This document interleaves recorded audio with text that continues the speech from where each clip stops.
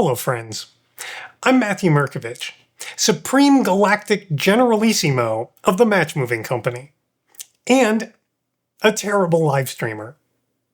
As Judith Weston writes in her book, Directing Actors, some directors don't rehearse at all, which means they're rehearsing with the camera rolling.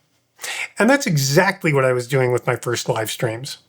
The very first 3D tracking tutorials on my personal YouTube channel were always improvised from a general outline. So I wanted to have a little talk about tracking markers because I oftentimes see people put little tracking dots on screens, and I see them put little tracking dots on like little X's or green tape on everything. It's totally unnecessary. But with the recent live streams that I was doing on this channel, I was really winging it. That was not a good idea. My live streams on this channel were really just bad first drafts. As Walter Mosley writes in his book, This Year You Write Your Novel, the first draft is little more than an outline of the novel you wish to write. Or, as Ernest Hemingway said, the first draft of anything is shit. So I thought maybe I could just edit the live streams to cut them down and make them denser, actually informative tutorials. Which is what I'm going to do, starting with my feature suggestions on how to improve the SynthEyes Supervised 2D Tracker. And this was the footage I found, and I was like, wow, this is ideal for discussing what I'm going to discuss. So I brought it into SynthEyes. I created a little version 0 of this scene. Like this section right here, you can see that that area of the hill is rotating. And as we get closer to it, it's scaling up. It's scaling and it's rotating and it's skewing. So I thought this would be ideal to try and track this.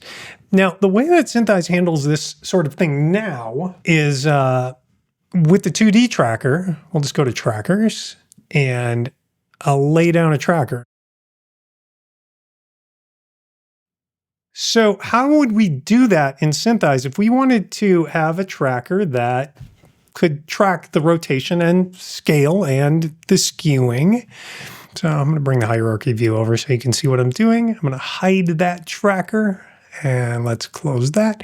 We're going to do that with the planar tracker. So this tracker starts on frame 150. It's selected, but it's invisible. So we're going to create a new tracker. Create the tracker the same way. So I'm going to leave follow 2D on so you can see how awkward this is if you have follow 2D on and you're creating a tracker. I think that when you go into creation mode, SynthEyes should shut off follow 2D temporarily, automatically, and you'll see why. You'll see the points that I'm creating are going to stay centered with follow 2D on. So I'm going to click there and I'm going to click there. And so this is going to be where the stability of the screen with follow 2D on goes away. And so, oh, look, so you see this vibration and all this craziness. So if I hit escape here to just get out of that and not create the tracker, turn off follow 2D before you create these and you'll do better. So I'm going to hold down the C key again and I'm just going to put 4 points around that tracker. Now, what's this green triangle business all about? And why is it flickering and like hard to manipulate? It's because of the type of tracking we're doing. So this is a 3D perspective tracker. So what SynthEyes is doing is it's creating like a little mini camera that it's tracking onto that little patch. And planar trackers, you'd typically make them much bigger. But I'm using a planar tracker for something it was never really intended to do. So those are all of my disclaimers about that. But in 3D perspective, you can hold down the command key or the control key, I think, on a PC. If you click on one of these corners and start dragging it around, if you hold down the command key, it'll be a little smoother. it'll kind of slow everything down and kind of smooth it out. And you can grab the little frustum on the camera and like kind of get it oriented better so that it's more like flat onto the surface, that pyramid. We don't need to track it using the 3D perspective, but let's just do it anyway. And you'll notice that with this tracker, you don't get any of the controls you get normally in the tracker's room, like key now and key smooth. Even though our planar tracker is selected and you see key now and key smooth there, they don't actually do anything to a planar tracker. So I'm just going to tap the D key to track. Oh, let's turn follow on again. And we'll see how well that holds on to the pattern. And it's doing an okay job. You can see it up in the thumbnail view. It's not maybe quite as good as our just plain old 2D tracker was. But we have other options. So let's just take a look. So that's 3D perspective. But let's not do any of the 3D type 2D trackers. Let's just go with 2D. So we've got 2D translation. So this should simulate generally what the supervised tracker does. And we can see here the search area pops up and you can tweak it. You can grab one of these corners and like drag that out. But no, it only will make a keyframe on, like, it'll just pop it into position on one frame.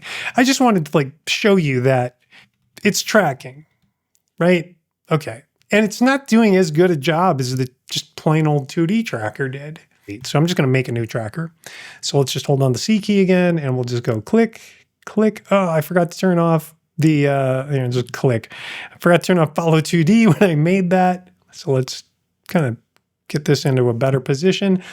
And we're going to go, let's just skip ahead. So we can do translate, translate scale, translate rotate scale, and translate, rotate, scale, and affine. What is affine, by the way? The affine definition, so is of or relating to a transformation of coordinates that is equivalent to a linear transformation followed by a translation. That's an affine. So you can dig into this much deeper. And if you do affine, it's actually pronounced affine, I believe. Affine. Affine. Oh, see, look, I didn't even put the emphasis on the right syllable. It's affine. So affine tracking. Anyway, it's kind of like, did you ever see the movie The Imitation Game with Benedict Cumberbatch? Keira Knightley is in that, I think. Anyway, she pronounces the famous mathematician's name Euler. And I was like, oh no. But Euler's theorem gives you that immediately. How do you go about pronouncing his name? Leonhard Euler. It's, of course, Euler, but this is like affine trackers. Be all that as it may, let's get back to tracking. All right, so we put a tracker out there. We're going to do this time, like I said, we're going to do translation, rotation, scale, and affine. And I'm just going to tap the D key. Oh, look at that. That didn't like that at all. That was terrible. That did a terrible job. What if we made this a little bigger? Just a bit bigger, maybe, so SynthEyes has a little bit more to look at and hold on to. Yeah, that's better. So it doesn't like really small patterns, but it's doing an okay job. Hit the 5 key again. And we're tracking. Now, you can see the tracker is trying to scale and deal with some of the rotation, and that's not so good. Anyway, it's just not very good at this. When you're talking about planar trackers, in SynthEyes, you have to know that they are just trackers. There's nothing that you can, they're included in the list, in the hierarchy view under trackers.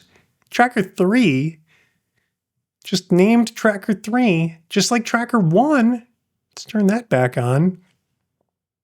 These are just trackers. So that planar tracker is just a tracker. So you could use this within your 3D solves.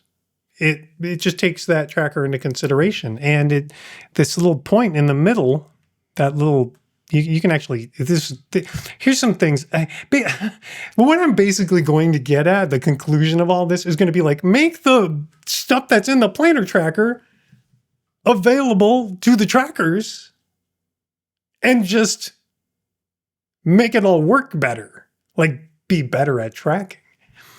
I just want all of these functions to exist on the 2D trackers. So this tracker, I want, so if I'm in the trackers room where I can, set the key now, key smooth, I also want, for that tracker, I want this.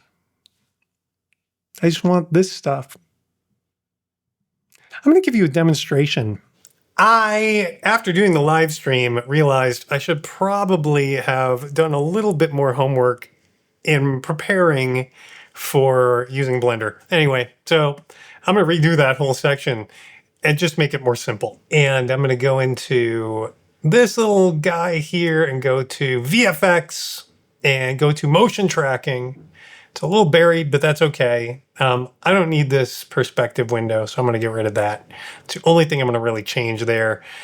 And then I'm going to do the same thing I did last time. I'm going to take the footage that we were working on. I'm just going to drag it over onto here. Boom. Love that. You can do that in SynthEyes too. It's not quite as quick, but you might have to hit OK or something like that. But anyway, here's the footage.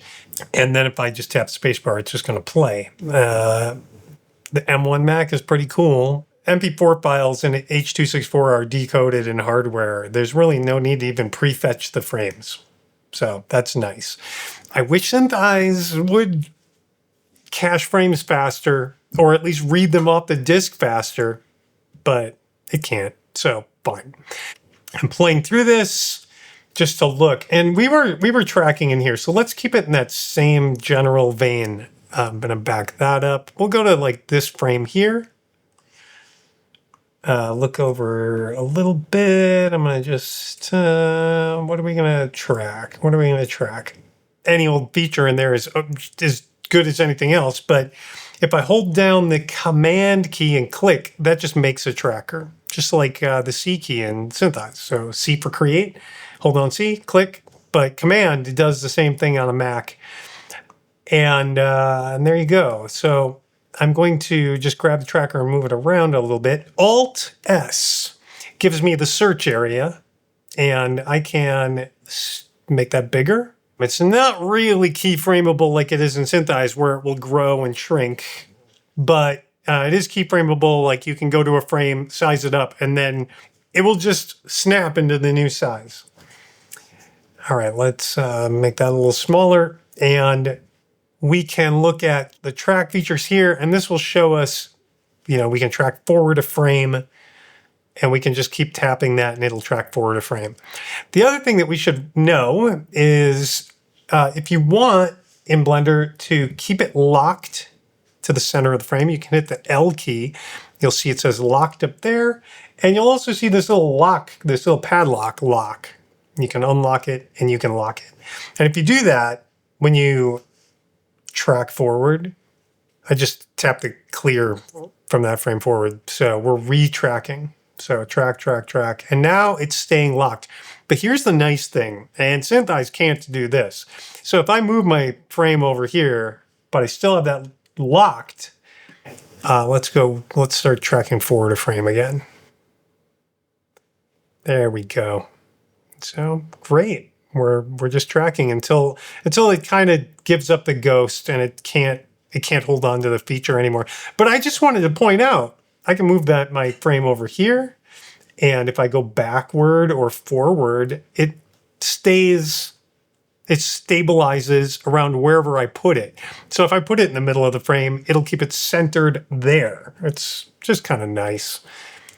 I would love to see that in SynthEyes, because sometimes you might want to be looking at another part of the frame while you're tracking, just to check to make sure everything is stable. The next thing, I was struggling a little bit with this, but the motion model right now is location, translation basically. If I switch that, I'm going to switch that to Affine, and I'm going to track forward by tapping that button again. And it's not actually doing what I expected there. It's not doing the Affine tracking. And I found out later that you have to go to the tracking settings over here. So once you've got your tracker selected, your marker, sorry, Blender users, once you get your marker selected, even though it's called track 001, anyway, you have to switch the motion model over on that part of the frame. So let's switch it to Affine and on frame 101, and let's clear forward, because let's just blow that away. I kind of love that I can have a dope sheet up here and the graph editor down here as well. Also, if you wanted, I'm so used to using the ASDF keys. Really, someone should program a keyboard shortcut like SynthEyes setting for Blender so that you can just switch over, because I could see doing that. To track a frame at a time on the keyboard, you have to hold on the Alt key and then Alt, forward, forward, forward. And so I'm tracking, and you can see I'm just holding down. There's no user interaction here until it gets to this frame where it goes, it kind of gives up. But keep your eye over on the thumbnail view up here and look at how good that is. So it is tracking, doing this Affine tracking where it's tracking the skew and all the rotation and whatnot. There's another setting though in Blender which might be better even. It's the perspective. And these are all loaded in order of how much effort does it have to, or calculation does it have to do to match the pattern. So location is the least amount of CPU power, and then location, rotation, location and scale, location, rotation and scale, Affine, and perspective. So let's set it to perspective and just see, because I've heard that perspective sometimes works better and sometimes it doesn't. Let's clear the tracking history forward with that one button click. And we're just going to go forward a little here. And I'm tapping and holding the arrow button, and then I'm releasing and holding and releasing. That's why you see it doing what it's doing here. And that made it pretty far. It made it, I would say, as far as the Affine did, but and it did it really fast. You'll notice though, with this type of tracking, it will let all four corners of the marker, the tracker, it will let all four corners move around to accommodate and to make the pattern match as best it can. And the pattern really looks super solid there. Anyway, so that's pretty good. And then if you want to create a new pattern keyframe, you just click in that thumbnail. And if I hold down Alt and go forward from there, it's going to just continue the track. And we'll see how far we can take this. Okay, note that our search area, now we're right up on the search area. So the thing about Blender is that when it hits the edge of the search area, it stops tracking. And what I said earlier about the keyframing the search area, it's not like SynthEyes, which makes these nice, well, they're linear, or they're capital rhyme spline, like expansion and contraction of the search area, which would be nice. I think that would be nice if it was in Blender. I am going to just make the search area bigger. And now I'm going to go backward a frame, and you see, it's just like the search area is that big, and now it's that big. And it shrinks again because I haven't done any tracking history there. But let's clear all the keyframe or all the frames going forward. So we're going to clear that. And then we're just going to hold down the Alt key and go forward, forward, forward. And it won't shut off this time. So, oh, beautiful. Look at that. So, and then the tracker shuts off.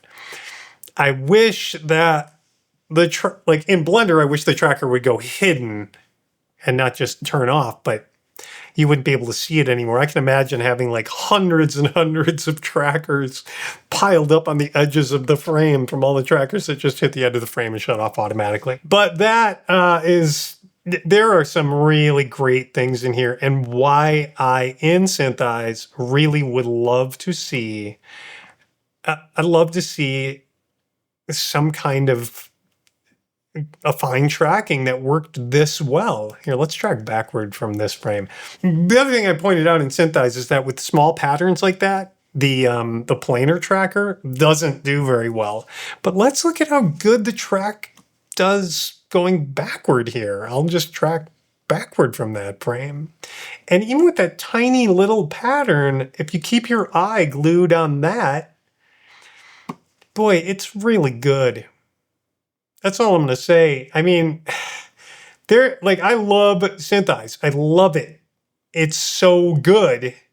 But I wish that it was this good. I wish that there was affine tracking, and I wish that they could track rotation and scale and perspective and all of the things that I'm looking at here. This is Blender. I'm not asking for a lot here, really. One last place to go that we're going to look at. This is a link from YouTube, and this is 3D Equalizer. And so whenever you create a tracker in 3D Equalizer, this is just from their tutorials. During tracking, we see a second box with a thicker border around the point, and a progress bar.